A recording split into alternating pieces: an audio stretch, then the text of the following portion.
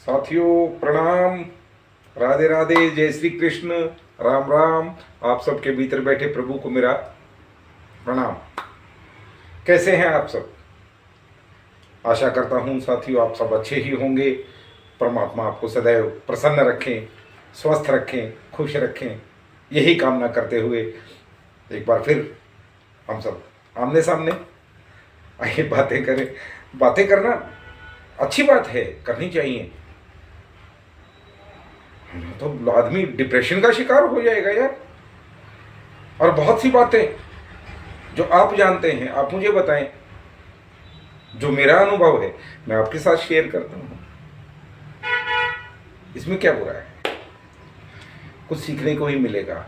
यदि आप मुझे कुछ बताएंगे मुझे भी कुछ सीखने को मिलेगा। मैं कुछ कहता हूं, आप लोग भी उसका एनालिसिस कर सकते हैं, है ना। तो दोस्तों हम कल बात कर रहे थे कि कौन था, कहाँ से आया, कहाँ चला गया, क्यों चला गया। जाना सभी को है, निश्चित है, सृष्टि का नियम है, प्रकृति का नियम है, उसे हमें निभाना ही होगा, फॉलो करना होगा। ये हमारी मजबूरी है जिसे बदला नहीं जा सकता। अब बदला नहीं जा सकता तो उसके लिए क्या करें? जब हम चले जाएंगे उसके बाद क्या होगा? तो दोस्तों निजी अनुभव तो नहीं है, लेकिन शास्त्रों के हिसाब से और मनुष्यों के, बुद्धिजीवियों के समझाने के हिसाब से जो सीखा वो मैं आपके साथ शेयर कर रहा हूं। क्या होगा? वहां उसके घर में जो करेंसी चलती है ना, ये देखो यहाँ संसार में, अब भारत में है, भारत में करेंसी चलती है रुपया, रुपया चलता है।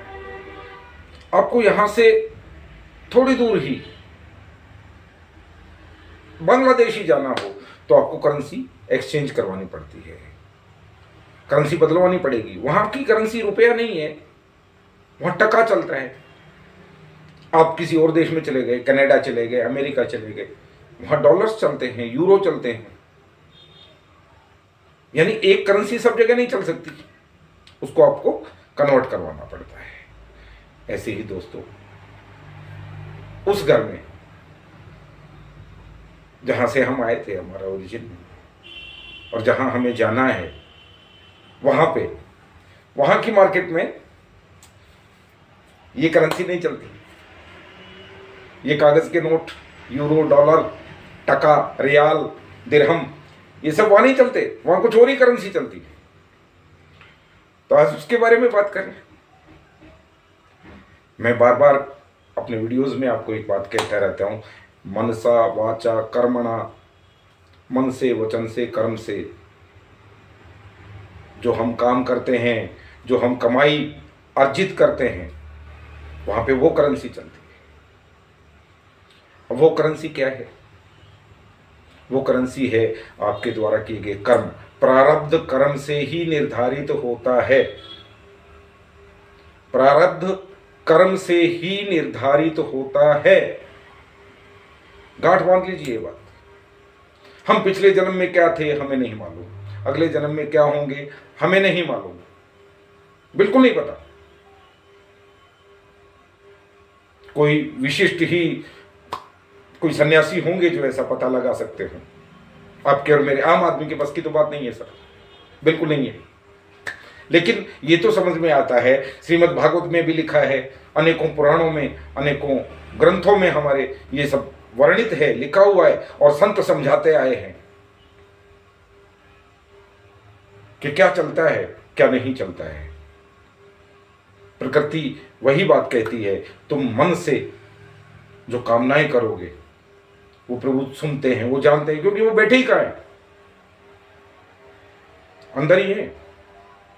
बाहर कहीं ढूंढने की जरूरत नहीं है, अंदर ही है। वो क्या कामनाएं हमारी सुनते हैं, सारी, अच्छी भी बुरी भी, और वो डिसाइड करते हैं ये किस तरह का आदमी है। फिर वाचा, वचन से आप कैसे कैसे वचन बोलते हैं।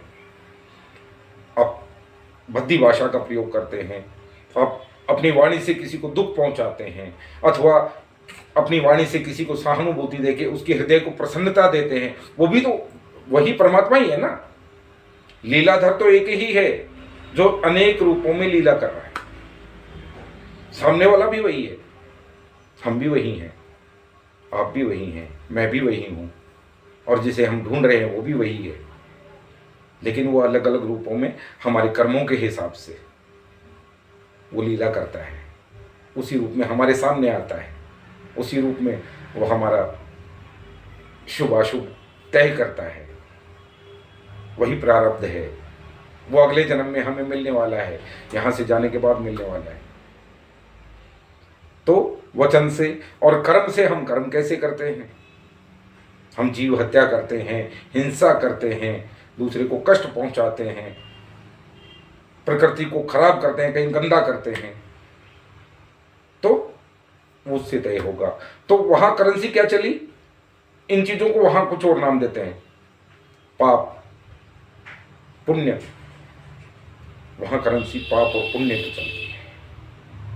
पाप आपका ऋण है, लोन है, जो कि आपको चुकाना है, और पुण्य जो आपने पुण्य कर्म की, वो आपका बैंक अकाउंट का बैलेंस है, जिसको आप एटीएम से कैश करवा सकते हैं। कहीं भी हम जाते हैं ना, एटीएम पेटीएम ना जाने क्या क्या आजकल, यूपीआई, ऐसे ही वहां भी चलती है,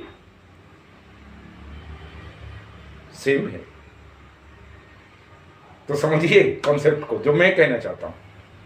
वहां कर्म की करेंसी चलती है। आप जैसा कर्म करके जाएंगे, वही कर्म आपके सामने किसी न किसी रूप में आ जाएगा। और यदि आपको दोबारा पृथ्वी पे आना है, तो यहां प्रारब्ध तो चलेगा, है ना। एक दिन भगवान से मेरी बात हुई थी फोन पे इस बारे में कि प्रभु, कर्म मैंने इस जन्म में किए, फल मुझे अगले जन्म में मिल रहा है, ये तो अच्छी बात नहीं है। और दूसरा सबसे बड़ा ये कि वो याद भी नहीं रहता मैंने पीछे क्या किया था, भूल जाते हैं। कर्म का हिसाब किताब साथ के साथ होना चाहिए। ये सिस्टम गलत है आपका। देखो, ये काल्पनिक बात है मेरी, ये न माने कि मैं भगवान से फोन पे बात करता हूं, ऐसा नहीं है, ये मेरी कल्पना है। तो उनका जवाब क्या है? उन्होंने कहा कि ये जन्म मरण मृत्यु जीवन आना जाना, ये तुम्हारा भ्रम है, मेरा नहीं। मुझे इस चीज से कोई फर्क नहीं पड़ता।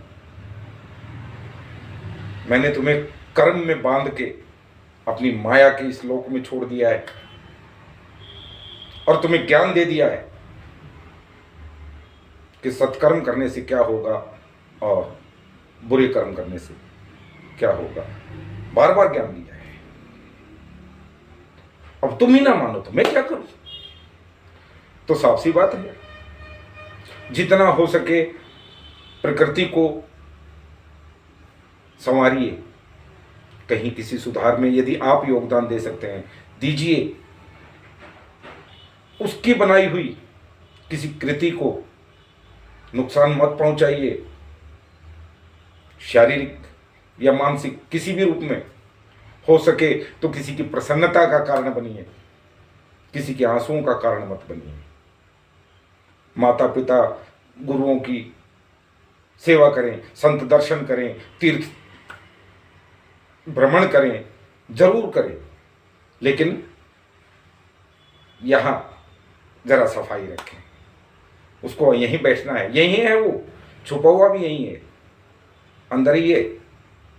तो जहां प्रभु को बैठना है, हमने उनको बिठाना है, तो सुंदर आसन, साफ सुथरा, जरा हृदय की सफाई करते रहें।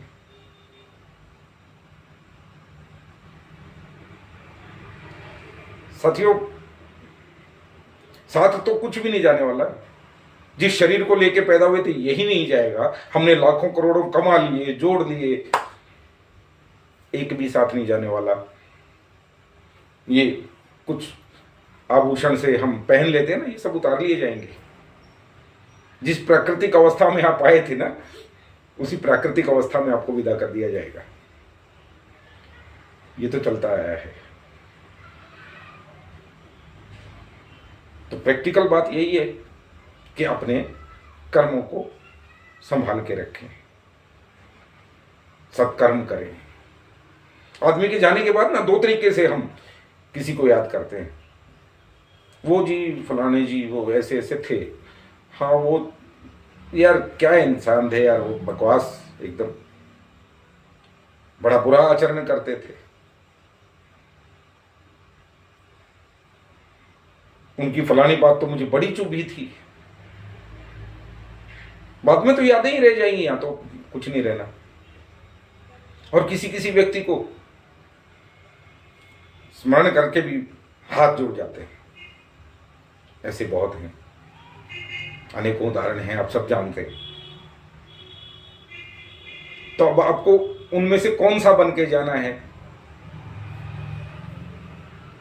मर्जी आपकी, फैसला आपका। वो ऐड आती थी ना, हेलमेट पहनिए ना पहनिए, मर्जी आपकी, आखिर सर है आपका। तो प्रैक्टिकल सी बातें हैं साथियों, मेरी किसी बात का बुरा ना मानना। मिलते हैं अगले वीडियो में। अपने कर्मों पे ध्यान दीजिए, अपने सिवा दूसरा कोई हमारे कर्मों के विषय में नहीं जान सकता। ये गोपनीय होता है। मुझे पता है कि मैं कितना बुरा हूँ, मैं कहाँ से कितना अच्छा हूँ, आपको पता है आप कितने अच्छे हैं। असलियत तो हम दुनिया को दिखाते थोड़ी हैं, हमारे दो चेहरे होते हैं हमेशा, एक अपने लिए, एक दुनिया को दिखाने के लिए। तो साथियों समझ जाइए मेरी बात। अगला टॉपिक लेते हैं जल्दी ही। राम राम, जय सिया राम, राधे राधे। आप सबके भीतर बैठे प्रभु को मेरा कोटि कोटि प्रणाम।